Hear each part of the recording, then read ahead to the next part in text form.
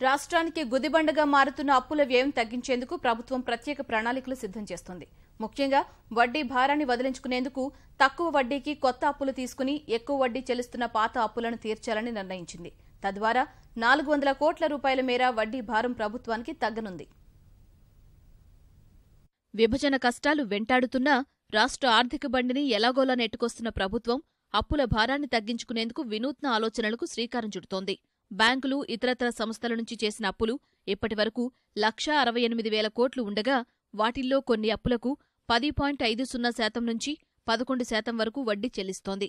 కేవలం వడ్డీ రూపేణా ఏటా 10,000 కోట్లు చెల్లించాల్సి వస్తోంది.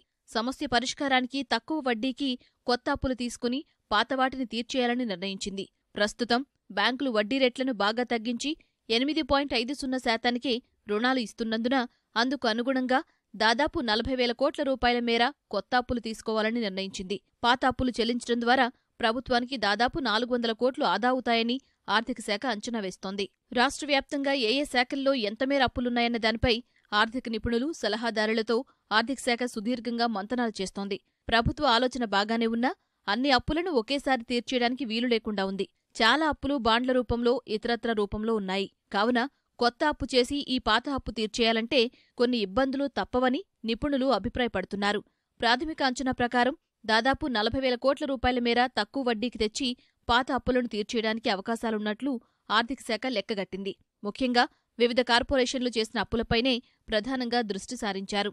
ఆయా సంస్థలు ఎంత అప్పులు చేశాయి, ఎంత అప్పు ఇంకా మిగిలి ఉంది, ఏ సంస్థల నుంచి చేశాయన్న వివరాలు జులై నెలాఖరులోపు పంపాలని ఇంతకుముందే ఆర్థిక శాఖ లేఖలు రాసింది. అయితే కొన్ని కార్పొరేషన్ల నుంచి సరైన స్పందన రాకపోవడంతో ఆర్థిక శాఖ తీవ్రస్థాయిలో అసంతృప్తి వ్యక్తం చేసింది. ఆగస్టు 10లోగా వివరాలు ఎట్టి పరిస్థితిలోనూ పంపాలని, లేని పక్షంలో ఆయా శాఖ అధికారులు అక్రమాలకు పాల్పడినట్లుగా భావిస్తూ వారికి నోటీసులు జారీ చేస్తామని ఘాటు హెచ్చరికలు జారీ చేసింది. శుక్రవారం అన్ని కార్పొరేషన్ అధికారులతో ఈ అప్పులపై ఆర్థిక శాఖ విస్తృత స్థాయి సమీక్ష సమావేశం నిర్వహించనుంది. ఈ సమావేశం తర్వాత ఈ అప్పుల భారంపై ఓ నిర్ణయం తీసుకోనున్నట్లు తెలుస్తోంది.